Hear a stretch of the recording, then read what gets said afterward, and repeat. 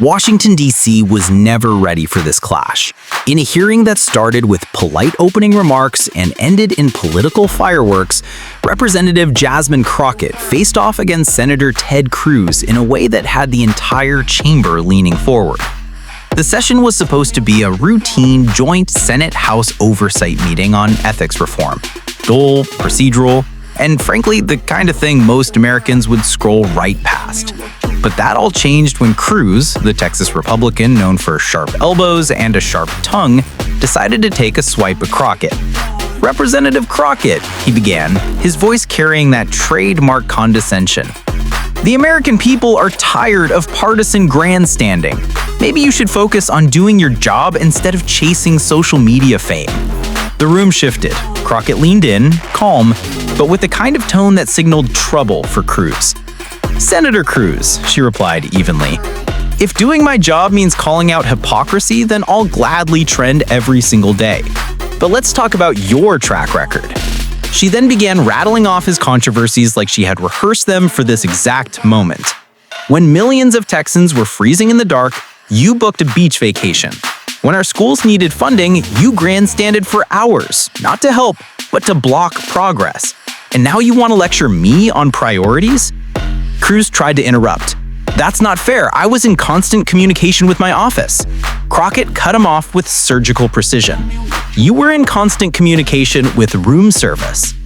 The chamber rippled with muffled laughter. Even a couple of Cruz's allies seemed to fight back smiles. The committee chair banged the gavel. "Order, please." Crockett didn't flinch. "I'm perfectly in order, Madam Chair. What's disorderly is pretending to fight for the people while cashing donor checks and skipping town when things get tough." Cruz, bristling, tried again. "This is nothing but a political stunt." Crockett tilted her head, eyes locked on him. If telling the truth is a stunt, then maybe Washington needs more stunt performers, preferably ones who don't abandon their state during a crisis. Reporters in the back of the room were scribbling so fast it sounded like rain on a tin roof. Cameras zoomed in as Crockett pressed further, this time bringing up Cruz's voting record. "You claim to stand with Texas families, yet you voted against disaster aid after Hurricane Harvey.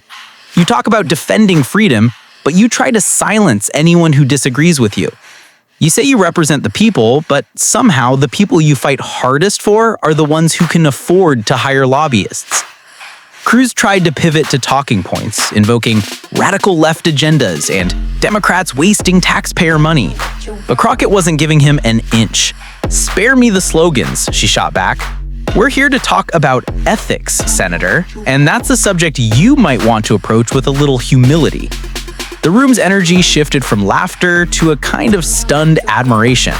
Even some of the press corps, jaded from years of hearing the same rehearsed lines, seemed glued to the exchange.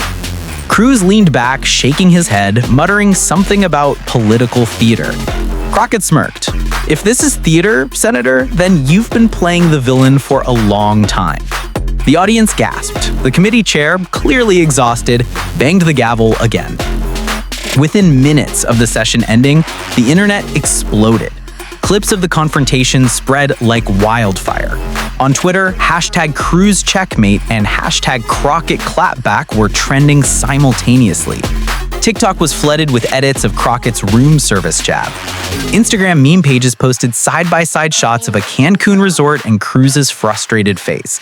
Late-night talk shows picked it up, some playing the exchange in full. Political commentators on both sides weighed in, some calling it a cheap shot, others praising it as a much-needed reality check. As Crockett walked out of the chamber, reporters swarmed her with questions. "Do you think Cruz will respond?" one shouted. She didn't break stride, just glanced over her shoulder and said, "I think he's already said enough." That clip alone racked up millions of views by midnight. And just like that, another heavyweight in the political arena learned the same lesson. Underestimate Jasmine Crockett, and you won't just lose the argument, you'll become the headline. What do you think? Did Crockett go too far, or did Cruz have it coming?